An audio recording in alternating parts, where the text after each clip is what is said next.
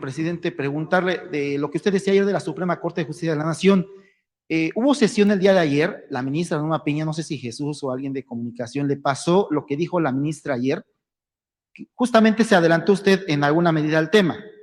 Mencionaba de que ellos van a hacer uso, obviamente, de lo que está en la Constitución, si no me recuerdo, el artículo 134, que obliga a que el Estado, al Poder Judicial, debe tener recursos suficientes, así decía, palabras más, palabras menos, la ministra ayer, para que se pueda efectuar correctamente sus labores.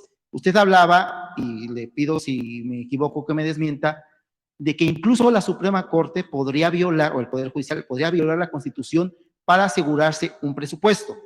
Ya en la tarde, Nacho Mier, el presidente Jucopo, los que van a Cámara de Diputados, que van a hacerlo el tema del presupuesto, hablaba en el tema.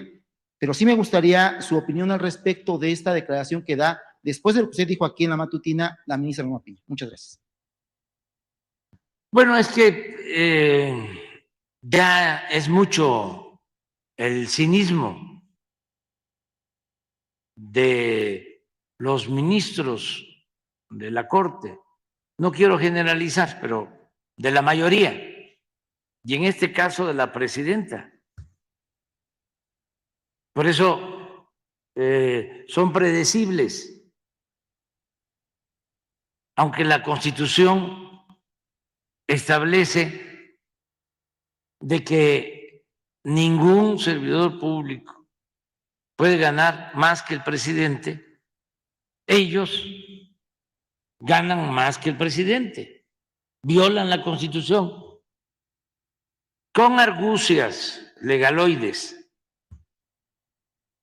Entonces, ayer que me preguntan sobre el presupuesto del Poder Judicial, yo explico que el Poder Ejecutivo que represento no puede hacer ninguna modificación porque se trata de otro poder, se trata del Poder Judicial, que es independiente, que es autónomo, que lo que se hace, también está establecido en la ley, es que el Poder Judicial envía su presupuesto a la Secretaría de Hacienda y la Secretaría de Hacienda envía el presupuesto completo, incluido el del Poder Judicial, sin ninguna modificación, porque no tiene facultad para eso.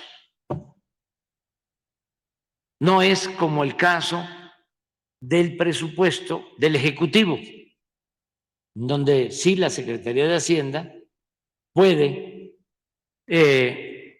hacer cambios a lo que solicita una secretaría. Le puede decir, estás pidiendo más o no te va a alcanzar para el proyecto y se hacen ajustes. O la misma Secretaría de Hacienda, que tiene que ver también con los ingresos, le puede decir a una secretaría o a todo el gobierno que tiene que ver con el Ejecutivo de que el techo financiero, porque no se van a aumentar impuestos en términos reales, porque no va a aumentar el precio de las gasolinas, porque va a continuar la austeridad, es de tanto.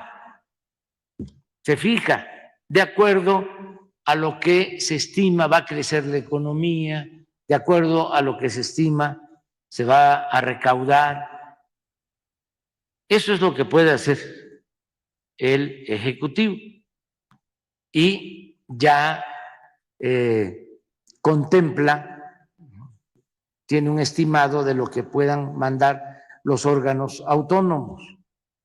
Entonces, el conjunto se envía a la Cámara de Diputados. Se envían la ley de ingresos para que se tengan los recursos y se pueda financiar el presupuesto, y se envía también el presupuesto. anual. Se aprueba primero la ley de ingresos y luego se tiene que aprobar el presupuesto. En la ley de ingresos interviene, de acuerdo a la Constitución, el Senado y la Cámara de Diputados. En la aprobación del presupuesto es facultad exclusiva de la Cámara de Diputados. Entonces, la Cámara de Diputados puede, lo ha hecho, hacer ajustes a lo que envía el Ejecutivo y desde luego a lo que envían los organismos autónomos. Es su facultad constitucional. Pero ayer dije que era tanta la prepotencia y el cinismo en el Poder Judicial que eran capaces de no respetar el mandato constitucional y que si la Cámara de Diputados decidía una reducción a su presupuesto, que dicho sea de paso, está excedido. No es que les haga falta, tienen de más, porque además del presupuesto, tiene un fideicomiso de 20,000 millones de pesos. Creo que están solicitando como 80,000 millones. 84,000. Pero aparte de eso, tienen 20,000. Bueno, sí, porque se va incrementando. 25,000 de fideicomiso, de un fideicomiso para tener reservas y financiar todos sus excesos.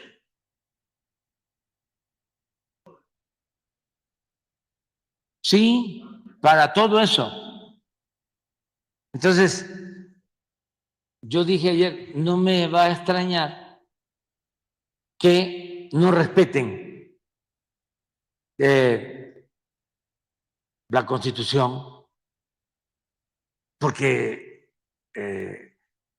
a ese extremo están llegando con el respaldo de los oligarcas y de los corruptos, porque ellos representan a una minoría rapaz, ellos no representan al pueblo. No hay nada que hagan a favor del pueblo. Están ahí para defender los intereses de los grupos de poder económico. Para eso están, y es muy claro con esto que hicieron, que hizo un ministro con lo de los libros de texto, que por cierto, aprovecho para informar y agradecer a todas las autoridades, a maestros, a padres de familia, porque se entregaron los libros, pues están en las escuelas ya distribuyéndose los libros en 30 estados. Solo 2 no entregaron libros, 2 estados, Chihuahua y Coahuila, porque la gobernadora de Chihuahua y el gobernador de Coahuila presentaron controversias constitucionales y un ministro que está bien asociado con potentados decidió resolver que no se distribuyeran los libros mediante un amparo, una suspensión. Este señor ministro Aguilar, al mismo tiempo que este señor Aguilar, porque eso nos los informó el procurador fiscal, yo ni lo sabía, pero aquí se informó de que guardan en su escritorio un expediente en donde una empresa está en litigio porque no quieren pagar 25,000 millones de pesos de impuestos. Y este ministro, que tardó 3 días, así,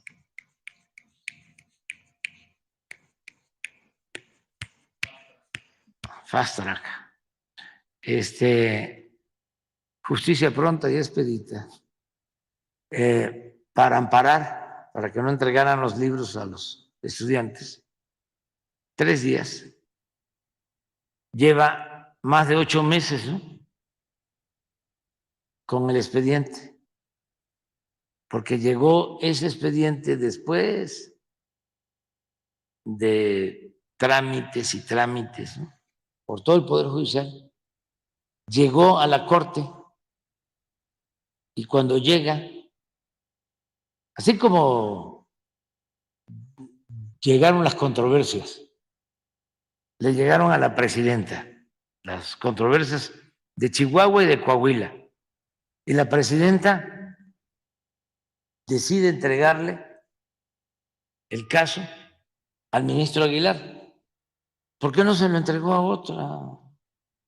otro ministro? No, pues ya sabían. Pero llega primero la de Chihuahua y le entregan el caso a este ministro. Llega la controversia de Coahuila y al mismo ministro. Son 11. ¿Por qué al mismo, no? Bueno, entonces, cuando llega el expediente de los impuestos, ese ministro pues se entera, sabía, y lo solicita que le entreguen a él el expediente. ¿Cuál es el procedimiento ahí, abogado? Sí, o sea, ¿por qué no lo explica un poco? Para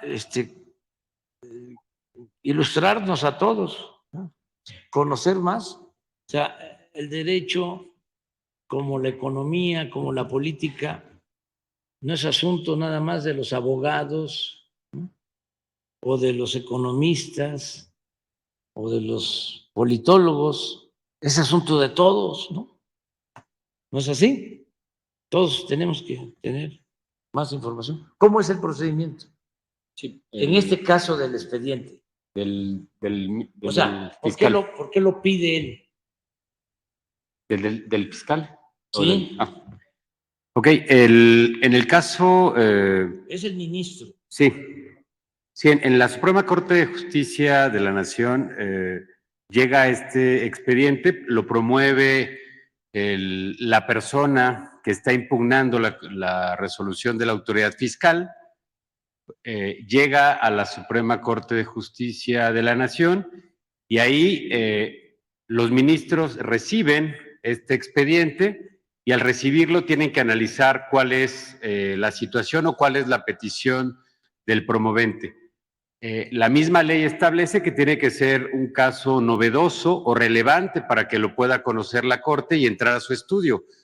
Porque recordemos que hay miles, hay cientos de juzgados cientos de jueces y magistrados, y la Corte no podría conocer de todos estos casos en última instancia. Entonces, la ley dice que tiene que ser selectiva, y este criterio selectivo no es al azar, no es si quieren o no, sino que tiene que tener elementos de que sea novedoso o que sea relevante para la impartición de justicia, como lo vemos aquí en este esquema. Una vez que la Corte lo recibe, se presenta ante los ministros, y si alguno desea conocer el asunto, puede solicitar que le sea turnado, pero podrían rechazar también conocer del asunto, por lo mismo, porque no es ni novedoso ni es relevante. Lo que consideramos nosotros debió ocurrir es que, al no ser novedoso ni relevante, tenía que haberse rechazado y regresar al tribunal colegiado para que éste emitiera la sentencia definitiva y se constituyera en una cosa juzgada. Y al ser cosa juzgada, ya tenía la autoridad la facultad de ejercer el cobro por los mecanismos que se consideran incluso coactivamente. Pero en este caso, señor presidente, compañeros, el ministro decide solicitar, se le turne este primer asunto para analizarlo y hacer un proyecto a sus pares. Recordemos que pudieron haberlo rechazado desde ese momento y regresar al colegiado, pero lo solicita y está obligado por ley en 15 días a presentar un proyecto. No lo hizo en los 15 días que marca la ley. Meses después presentó un proyecto mismo que retiró. Esto no se informó, señor presidente, en la mañanera pasada, pero presentó un proyecto, lo enlistó, en el que originalmente, si mal no recuerdo, rechazaba el recurso y lo regresaba al colegiado, pero lo bajó. Y después ingresaron 2 recursos más. Tampoco se ahondó en ello en la mañanera pasada, y también solicitó el turno de estos 2. Suman 3 asuntos que están en la ponencia del ministro, pero el que originalmente motivó y el que tiene estos 8 meses desde que le fue asignado, pues es este que abordamos en la mañanera, señor presidente. Aprendimos, ¿no? Siempre se aprende, siempre. Entonces, ojalá y resuelva en un sentido o en otro, pero que no guarde ahí el expediente. No le estamos diciendo, que también no se debe de malinterpretar, de que resuelva a favor, no, a favor de la hacienda pública, no, que resuelva de conformidad con la ley y con apego a la justicia. Eso es lo que le estamos pidiendo.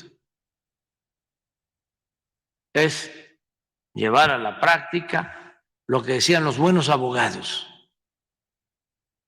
de la época liberal. Al margen de la ley, nada. Por encima de la ley, nadie. Y esto aplica para todos. Por eso, si los vigilantes de que se cumpla la Constitución la violan, ¿qué está pasando? La Suprema Corte debe ser el faro de la ley. No pueden ellos estar dando malos ejemplos. No. No, además, sí, pero ya Fox lo intentó y con la complicidad precisamente de la Corte. Me desaforaron cuando no querían que yo apareciera en la boleta. Y el pueblo, que es mucha pieza, me sacó adelante.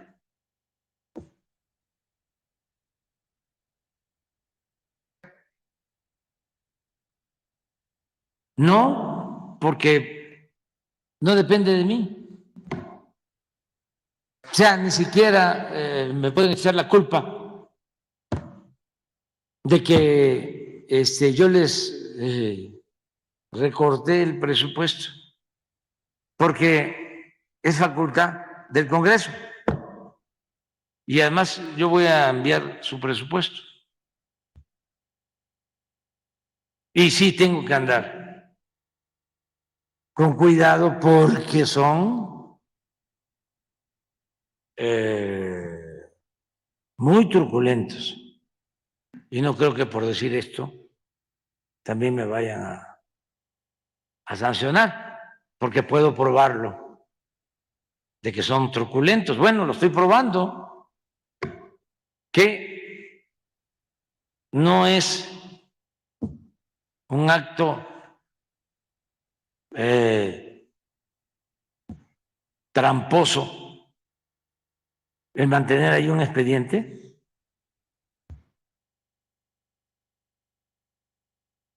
Tanto tiempo, que cuesta mucho el estudio, cuesta mucho trabajo, ¿no? Analizar el caso y resolver. Porque también la gente debe saber de que no es nada más el ministro. Cada uno de ellos tiene, no sé, como 10 proyectistas. ¿Cómo está eso, abogado? A ver, ¿cuánto tiene un ministro de apoyo? ¿Cuántos elementos tiene? Bueno, cada ministro tiene una ponencia y en la ponencia hay abogados, hay un coordinador de ponencia y hay abogados que les ayudan a analizar cada uno de los asuntos y a proyectar las sentencias o las resoluciones o desechamientos que tienen. Este ministro, Es decir, ¿cuántos abogados tiene? no lo tengo en este momento. ¿Puedo? ¿Cuántos tiene usted? No. No tengo el número preciso, licenciado, pero ahorita lo corroboro y lo informo en unos minutos. Sí. Porque no es uno. No, tiene un equipo completo. Su ponencia tiene un equipo que analiza todos los asuntos o que le sean turnados. Sí. Bueno, pero consigo el número preciso y se lo informo, licenciado. Sí. A ver si le atinamos. Dicen que como 40. 50. ¿Cómo no van a poder resolver sobre un proyecto, ¿no? En 8 meses? Está raro, ¿verdad? Pero bueno.